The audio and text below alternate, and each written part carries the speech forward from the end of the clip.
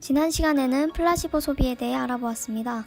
소비라는 행위가 하나의 위약으로 사람들에게 만족감을 주는 것은 물론 스트레스 해소 수단으로도 거듭난 것을 볼 수 있었는데요. 무엇보다 심리적 만족을 우선시하는 이 플라시보 소비는 때로는 소소한 사치를 부리게 만들었습니다. 오늘은 이들이 어떻게 소소한 사치를 누리는지 알아볼까요? 이들은 크게 세 가지 유형으로 나눌 수 있습니다. 1. 안심파, 2. 의미 감성파, 3. 홧김파.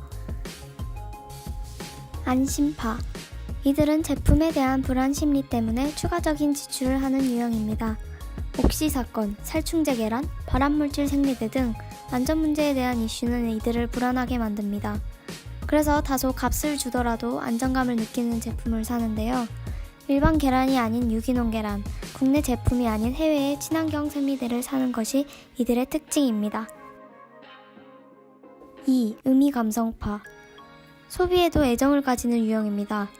이들은 자신에게 의미 있는 상품을 구매하고 소비를 통해 무언가를 간직하고 기억하고 싶은 욕망을 충족시킵니다. 위안부 피해자를 돕는 마리몬드 제품을 사거나 홈리스 모금을 위한 잡지 빅이슈를 소비하는 등 자신의 소비가 남을 돕는 의미 있는 것으로 남을 때 만족감을 느낍니다. 때로는 아이돌 그룹이나 특정 캐릭터의 굿즈와 같이 자신이 애착을 갖는 대상에 대한 소비를 아끼지 않는 유형입니다. 3. 홧김파. 이들은 스트레스를 풀기 위해 물건을 충동적으로 구매하는 유형입니다. 이들을 설명하는 데 빼놓을 수 없는 단어가 있는데요. 바로 시발비용과 탕진잼입니다. 먼저 시발비용이란 내가 스트레스를 받지 않았다면 쓰지 않았을 비용을 말합니다. 상사한테 깨진 날 평소처럼 대중교통을 이용하지 않고 택시를 타고 가거나 단 걸 잔뜩 사들고 가는 것이 이들의 소비 방식입니다. 그리고 이러한 충동 소비를 개인 SNS 계정에 올리는데요. 이때 사용하는 단어가 탕진잼입니다. 다 써서 없애버린다는 탕진과 재미의 잼자가 합쳐진 신조어로서 이 탕진잼이라는 단어와 함께라면 자신의 탕진 소비를 마치 행복의 인증샷처럼 개인 SNS 계정에 올릴 수 있습니다. 작년에 이어 올해도 이렇게 소소한 사치를 부리는 소비가 유행처럼 번졌는데요. 주목해야 할 점은 이러한 사치가 경제적으로 안정된 중년층이 아닌 비교적 젊은 2030 세대 사이에서 유행한다는 점입니다.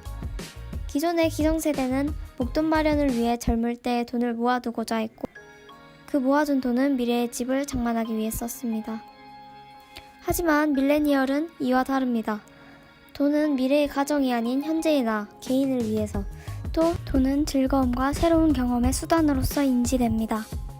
이러한 세대 간 소비 습관의 차이는 가정과 사회를 중시하는 가치관에서 개인을 중시하는 가치관으로 변화한 것을 알려줍니다.